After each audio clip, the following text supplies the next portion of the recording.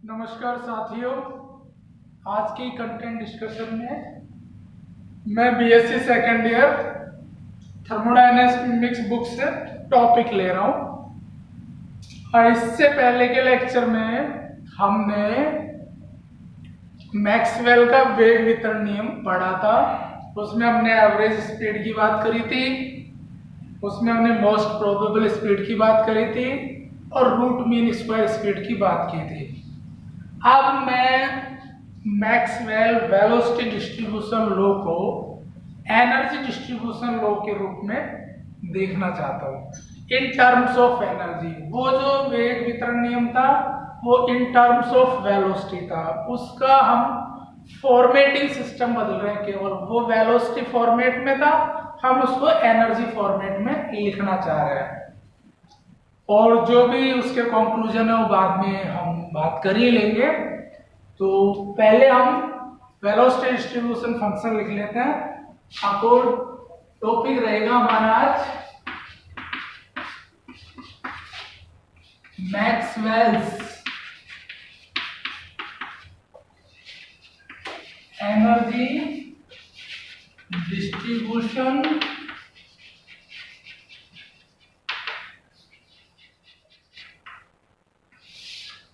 Maxwell का ऊर्जा वितरण नियम।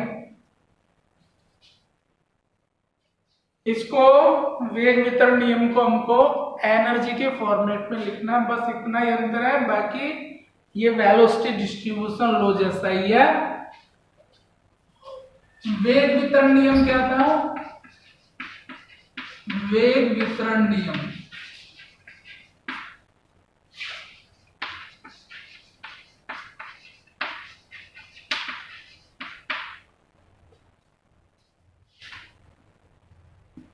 अणुओं की संख्या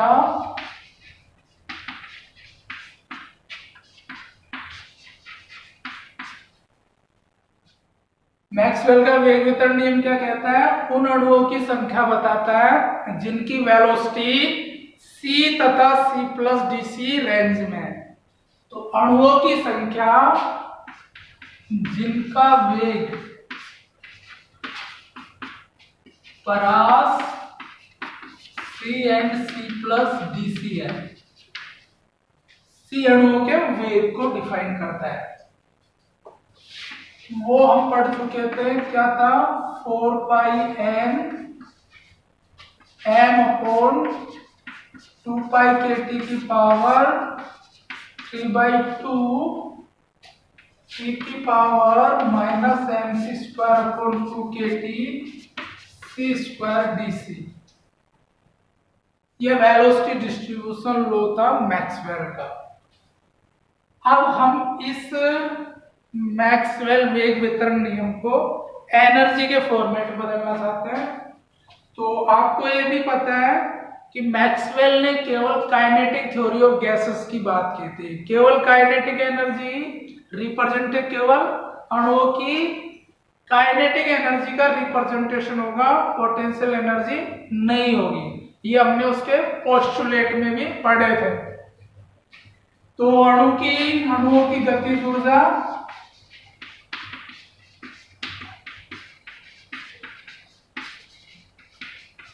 E बराबर half m c square. Half m v square जैसे लिखते हैं, पोटेंशियल एनर्जी आएगी नहीं, क्योंकि मैक्सवेल ने माना है कि कोई इंटरमोलिकुलर और एटॉमिक फोर्स काम नहीं करता। Therefore no concern with the potential energy of the molecule. यहां से हम c स्क्वायर का मान निकालें तो 2e/m, c बराबर क्या हो जाएगा? Under root 2e/m।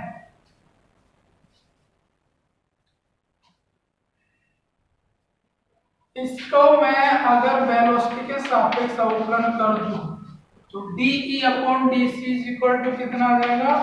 1/2m और c स्क्वायर का 2c। तो यहां से जो de आ जाएगा वो mc dc आ जाएगा। सी की जगह मैं क्या लिख सकता हूं, अंडर रूट 2e/m। तो m अंडर रूट 2e/m और dc की जगह dc। तो ये क्या हो जाएगा, m से m कटेगा, m अंदर चले जाएगा। तो dc के लिए यहां से सोल्व करें, dc का मान क्या आ जाएगा, यहां से ये m तो अंदर चला जाएगा कट के, अंडर रूट 2m ही हो जाएगा। तो d upon under root 2m e ये हो जाएगा। dc की जगह तो हम ये रख देंगे, c की जगह रख देंगे अंडर रूट 2e/m। तो ये जो मैक्सवेल का वेग वितरण नियम है उसका फॉर्मेट क्या हो जाएगा, एनर्जी।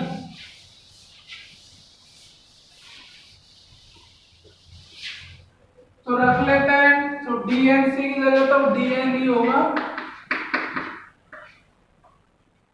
dne 4 पाई n, ये ऐसे कैसे m अपॉन 2 पाई के टी की पावर 3/2 e की पावर माइनस m अपॉन 2 के टी। और c स्क्वायर की जगह क्या लिखे हम, यहां से c स्क्वायर बराबर क्या हो जाएगा, 2e/m। तो c स्क्वायर हटाना है क्योंकि वेलोसिटी नहीं रखनी हमको। तो c 2e अपॉन m ये हो गया। c स्क्वायर की जगह क्या लिखे, 2e/m। और dc की जगह क्या लिख देंगे, de upon under root 2me। तो ये हमारा जो वितरण नियम आएगा वो इन टर्म्स ऑफ एनर्जी आ जाएगा। इसको थोड़ा सा सोल्व कर लेते हैं। तो dne इज इक्वल टू, अच्छा ये dne क्या रिफ्लेक्ट करता है, क्या डिफाइन करता है, अणुओं की संख्या जिनकी ऊर्जा प्रास E तथा E प्लस de है, उन अणुओं की संख्या ये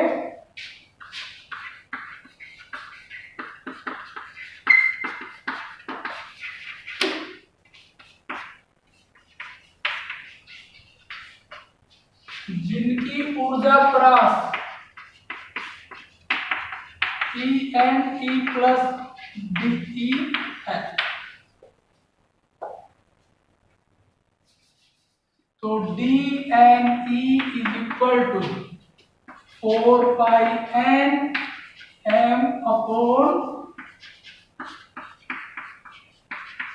2 पाई के टी की पावर 3/2 e की पावर क्या कट जाएगा, यहां से 2 भी कट जाएगा, m भी कट जाएगा। तो ये बन जाएगा minus e upon k T. और 2e/m ऐसे कैसे,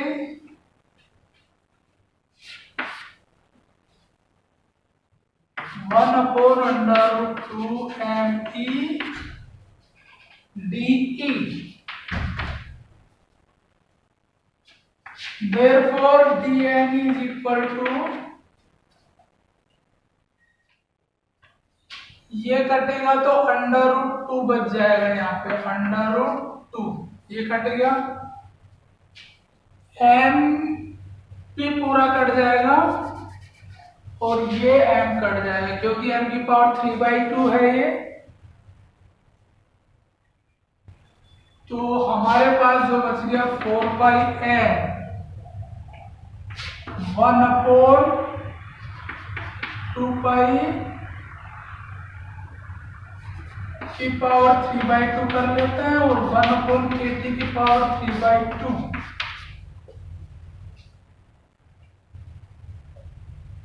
और एक ई कट जाएगा तो अंडर रूट ई बच जाएगा।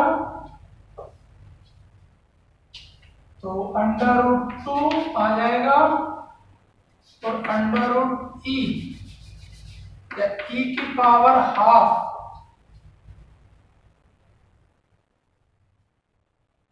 और ये e की पावर -e/kT ऐसे कैसे डी। तो आप देख रहे हैं यहां dne इज इक्वल टू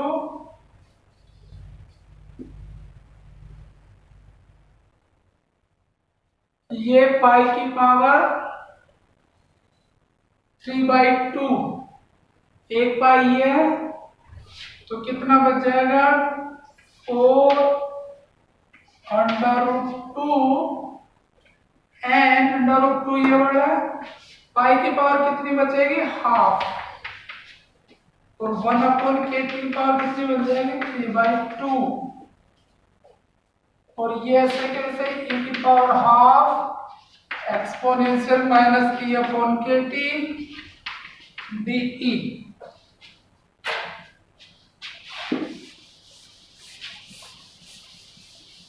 इसका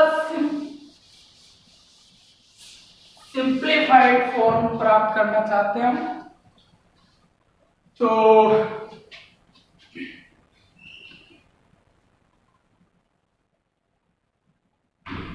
टू की पावर 3/2 भी है नीचे 2 की पावर 3/2 आएगा तो 2 की पावर हाफ कट जाएगा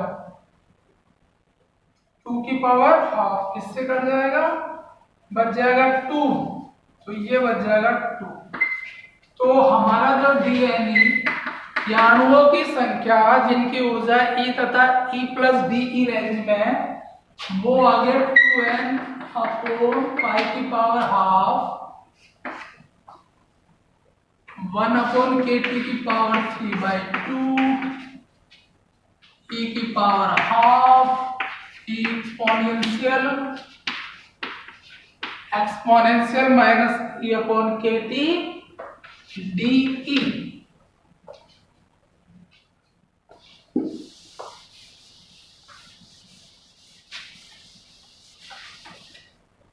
So this is said to be as Maxwell's energy distribution function. Maxwell's energy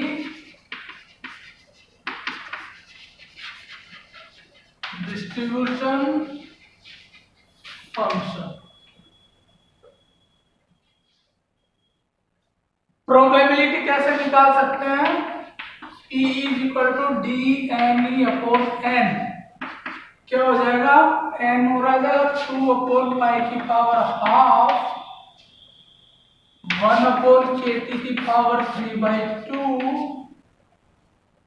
exponential -e/kT e की पावर हाफ de।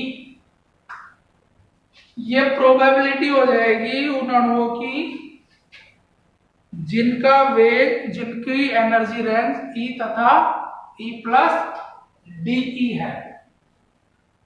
अब इसके निष्कर्ष क्या है कंक्लूजन्स। मैक्सवेल ऊर्जा वितरण नियम के निष्कर्ष क्या है तो एक निष्कर्ष तो यह है कि कहीं पे भी अणुओं की प्रायिकता जिनकी ऊर्जा E तथा E+DE रेंज में है वो द्रव्यमान पर निर्भर नहीं करता अणुओं के द्रव्यमान पर निर्भर नहीं करती है मतलब इसमें कहीं एम नहीं है तो इसका मतलब ये हुआ कि ये सभी अणुओं के लिए एप्लीकेबल है ऊर्जा वितरण नियम कोई से भी जैसे ऑक्सीजन मतलब जो भी आइडियल गैस इक्वेशन का पालन करती है उनमें सभी गैस के सभी अणुओं के लिए चाहे उनका द्रव्यमान कुछ भी हो सबके लिए ये फॉर्मूला एप्लीकेबल होगा या वेग वितरण नियम ऊर्जा का वितरण नियम सामर्थ्य होगा इस बात को बताने के लिए उसको डिफाइन करने के लिए गैस कोई से भी हो सकती है तो Pe doesn't depend upon molecules mass।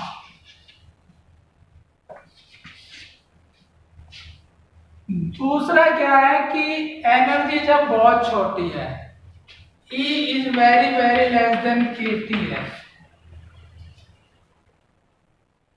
तो छोटे एनर्जी के छोटे मानों के लिए तो हमारा जो प्रोबेबिलिटी अणुओं की वो E की पावर या PE is directly proportional to E की पावर हाफ, क्योंकि ये तो एक हो जाएगा, E जब बहुत छोटा है तो E की power minus x, 1 minus x, x बहुत छोटा है तो ये तो एक में चला जाएगा, यूनिट हो जाएगा। और किस पर डिपेंड करेगी probability of the molecules having energy in the range E and E plus D. और तीसरा यह है कि अगर E का मान kT से थर्मल एनर्जी से बहुत ज्यादा है तो फिर प्रोबेबिलिटी ऑफ फाइंडिंग मॉलिक्यूल्स वो डिफाइनेबल होगी बाय एक्सपोनेंट, क्योंकि इसको इग्नोर कर सकते हैं एक्सपोनेंस, तो तब probability is proportional to exponential minus E upon kT। मतलब ऊर्जा के उच्च मानों के लिए वो चरघातांकी रूप से प्रोबेबिलिटी गिर जाएगी और ऊर्जा के न्यून मानों के लिए वो अंडर रूट E के डायरेक्टली प्रोपोर्शनल होगी। और इसका जो ग्राफ होगा वो भी सेम वैसे होगा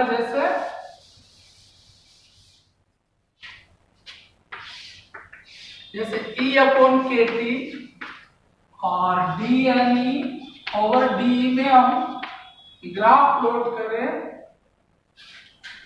तो वो ग्राफ इस तरह का मिलेगा। मतलब दुनिया में मैंने बताया था जितने भी सिस्टम है, चाहे वो एनर्जी के फॉर्मेट हो, चाहे पीपल्स हो, चाहे जो भी डिस्ट्रीब्यूशन आपको मिलेगा इस दुनिया में, वो मैक्सवेलियन डिस्ट्रीब्यूशन का ही फॉलो करेगा।